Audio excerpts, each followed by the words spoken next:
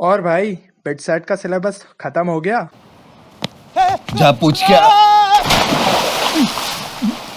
नमस्कार दोस्तों, स्वागत है आपका हमारे आज के नए वीडियो में आपके अपने चैनल 10Q चैलेंज पे।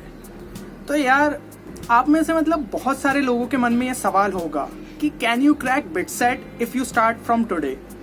तो यार आंसर इज डेफिनेटली यस। क्योंकि यार मतलब कभी भी मतलब अगर हम किसी एग्जाम के लिए प्रिपेयर कर रहे हैं तो ये मत सोचना कि हम यार अब लेट हो चुके हैं, अब इस एग्जाम को हम क्रैक नहीं कर सकते। एक अगर आपने प्रॉपर अपना स्ट्रेटजी और माइंडसेट बना लिया कि मैं ये एग्जाम क्रैक कर सकता हूँ तो आप डेफिनेटली उसे कर सकते हैं। बस आपको कुछ ऐसी टिप्स फॉलो करनी पड़ेगी जिससे कि आपको ये जो आपका प्रोसेस आप फॉलो करेंगे इसमें थोड़ी ईजी हो जाए। तो वही आज मैं आपको इस वीडियो में सारी टिप्स बताऊंगा जिससे कि आपको हेल्प होगी कि आप अगर आज से भी बिट सेट की प्रिपरेशन स्टार्ट करते हैं तो क्या आप बिट सेट 2021 क्रैक कर पाएंगे। टिप नंबर 1 इज कि have a proper mindset that you can crack bit set. तो इस चीज के लिए आपको अपने दिमाग से सारे नेगेटिव थॉट्स को निकाल देना है। हमारे दिमाग में मतलब ऐसे थॉट्स आते हैं क्या यार भाई अब तो बहुत लेट हो चुका हूँ, अब मैं बिट सेट के लिए तैयारी स्टार्ट भी करूंगा तो मैं अपने एफर्ट्स ही वेस्ट कर रहा हूँ, एग्जाम तो अब मुझसे क्रैक होने से रही। तो ये सब चीज़ों का यार अपने दिमाग में मत लाओ।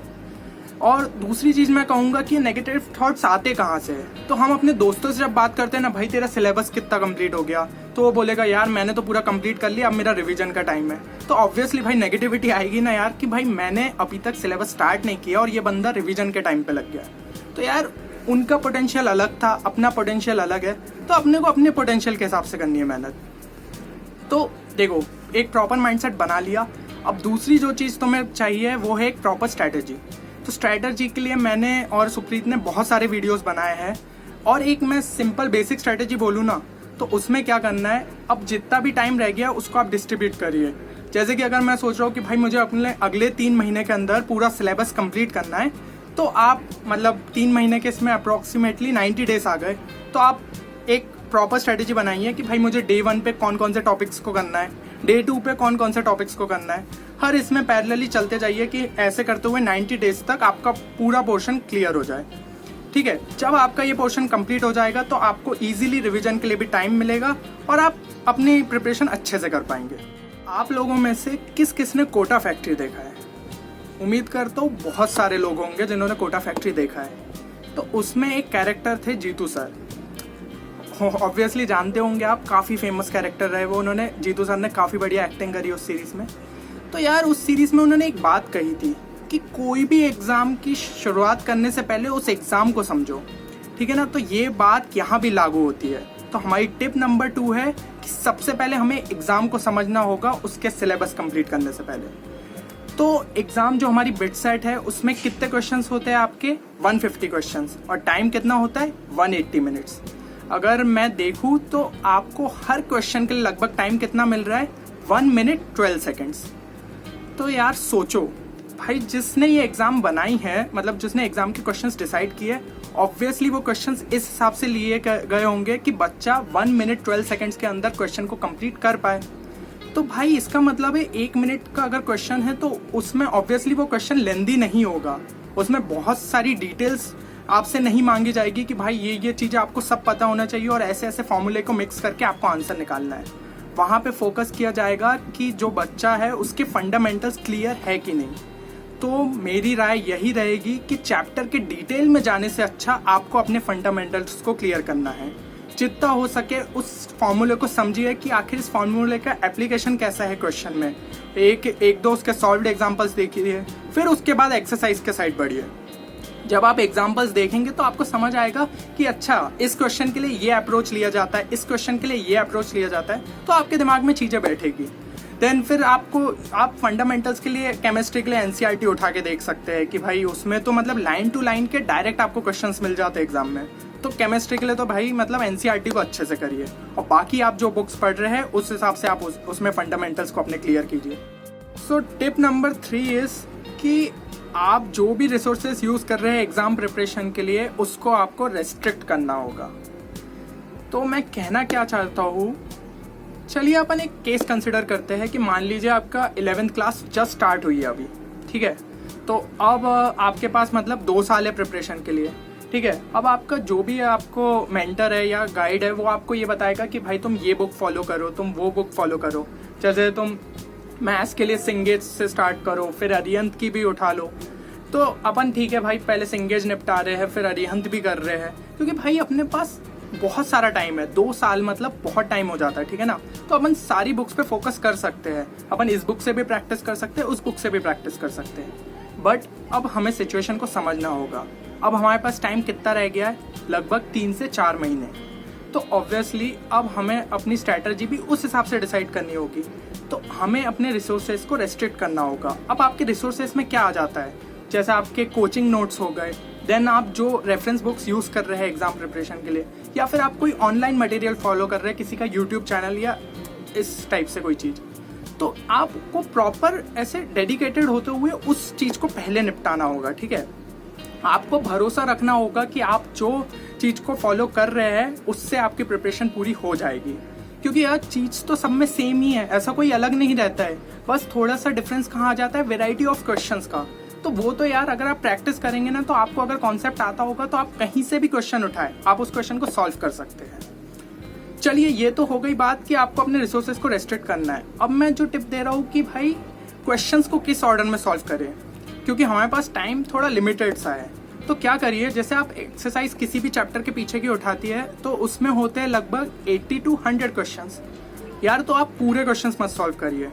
क्या होता है, आपको ऐसे ग्रुप में दिए रहते हैं क्वेश्चंस कि एक जो ग्रुप के क्वेश्चंस है ना वो एकदम सिमिलर काइंड के, फिर अगले ग्रुप के क्वेश्चंस अपने आप में सिमिलर काइंड के।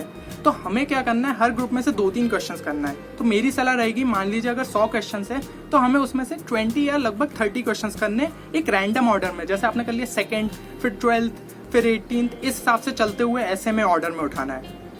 तो इससे क्या होगा, हम हर टाइप के क्वेश्चंस को सॉल्व करने की हमें प्रैक्टिस हो जाएगी, और हमारे पास जो इतना लिमिटेड टाइम है उसमें हम सिलेबस को कंप्लीट कर पाएंगे। क्योंकि अगर आप अभी एक्सरसाइज पूरी करने बैठे ना, तो आपका सिलेबस भी कंप्लीट नहीं होगा और ना ही आपको कॉन्फिडेंस आएगा जितना आपने पढ़ा है। तो इसकी मेरी सलाह यही रहेगी कि क्वेश्चंस को ऐसे रैंडम ऑर्डर में सॉल्व करिए। इससे आप जज भी कर पाएंगे कि हाँ मुझे कॉन्सेप्ट समझ आया कि नहीं। इनके हिसाब से वो क्वेश्चन नहीं बन रहा तो चैप्टर पे फिर से जाइए और उस क्वेश्चन को फिर से सॉल्व कीजिए। हमारी 4th टिप, LR और इंग्लिश हमारे भैया फ्री के मार्क्स है, ठीक है ना। क्या है, बहुत सारे लोग LR और इंग्लिश सोचते हैं कि भैया लॉजिकल रीजनिंग, अरे ये तो हमें ऐसे ही आ जाएगा, उसके लिए कोई प्रैक्टिस की थोड़ी ज़रूरत है। भैया यहीं तो आप गलत हो। आपको प्रैक्टिस जब तक नहीं करोगे ना, लॉजिकल रीजनिंग भी क्रैक नहीं होगा। क्योंकि जब आप एग्जाम में वो क्वेश्चन देखोगे तो आप इतना टाइम वेस्ट कर दोगे उसमें, क्योंकि वो आपके लिए एक नया टाइप का क्वेश्चन रहेगा। आपको अपना दिमाग को उस हिसाब से फ्रेम करना होगा कि हाँ भाई इसमें ये अच्छा ये नंबर सीरीज का है, तो इसमें तो हमें लॉजिक ढूंढना पड़ेगा कि आखिर ये कैसा है, इसमें कुछ +6 हो रहा है या +8। लेकिन अगर उस टाइप के क्वेश्चंस आपने पहले ही सॉल्व कर लिए होंगे ना, तो आपको देखते से समझ में आ जाएगा, अच्छा ये इंक्रीजिंग सीरीज है तो ऑब्वियसली इसमें कुछ ऐड हो रहा होगा या कोई नंबर मल्टीप्लाई हो रहा होगा। तो इस टाइप से हमें उन क्वेश्चंस को सॉल्व करना है। और आप सब लोगों की प्रिपरेशन इसमें मतलब अच्छे से कर पाए आप लॉजिकल रीजनिंग और इंग्लिश के लिए, उसके लिए हमने एक पहले से ही प्लेलिस्ट क्रिएट करके रखी है।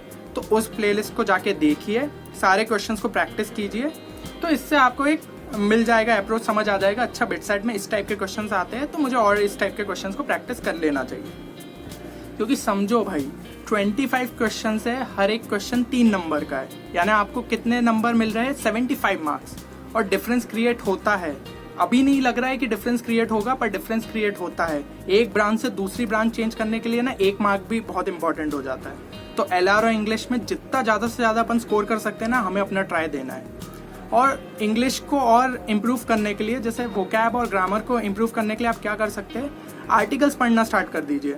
दिन के सिर्फ आपको 10 से 15 मिनट देना है, एक आर्टिकल आप रोज का पढ़ना स्टार्ट कर दीजिए। उसके लिए आप हिंदू का पढ़ सकते हैं, इंडियन एक्सप्रेस का पढ़ सकते हैं। तो आपकी एक रीडिंग हैबिट भी हो जाएगी, जो कि आपको कम्युनिकेशन स्किल्स आपकी अच्छी होगी, और दूसरा आपका वोकैब ग्रामर स्ट्रांग होगा तो एग्जाम में हेल्प करेगा। तो ये एक अच्छी हैबिट भी हो गई, बिट साइड में हमारा स्कोर भी आ जाएगा इसकी मदद से। तो ऑब्वियसली ये टिप काफ़ी इंपॉर्टेंट है। तो दोस्तों, उम्मीद करता हूँ कि इस वीडियो ने आपको एक नया डायरेक्शन दिया होगा और आपको मोटिवेट किया होगा कि भाई अब तो बिट साइड क्रैक कर सकते हैं। अगर आज से भी स्टार्ट करेंगे ना तो क्रैक कर ही देंगे। अगर आप भी ऐसा मानते हैं तो कमेंट सेक्शन में ज़रूर लिखिए #बिटसेट फोड़ेंगे, ठीक है ना। तो हमें पता चलेगा कि हमारे कौन कौन से जो जूनियर्स हैं वो हमें बिट्स पिलानी में मिलने वाले हैं। ठीक है, अपना पूरा प्रिपरेशन एक प्रॉपर डेडिकेशन से कीजिए। कहीं भी इधर उधर पे भाई ऐसे सोशल मीडिया और इन सब चीज़ों से अभी थोड़े समय के लिए दूर हो जाइए, ठीक है ना। और पूरा प्रिपरेशन अपना लगा दीजिए आप जिस एग्ज़ाम को भी फॉलो कर रहे हैं, चाहे वो बिटसेट है या जेई मेंस, क्योंकि भाई कोई अलग प्रिपरेशन नहीं करनी है, दोनों में सिलेबस लगभग सा सेम है, तो अपन कोई ना कोई एग्ज़ाम तो अच्छे से क्रैक कर ही देंगे। तो फिर मिलते हैं अगले वीडियो में फिर कोई नई कॉन्सेप्ट के साथ जो कि आपको हेल्प करेगा आपकी बिटसेट की प्रिपरेशन के लिए। तब तक के लिए बाय।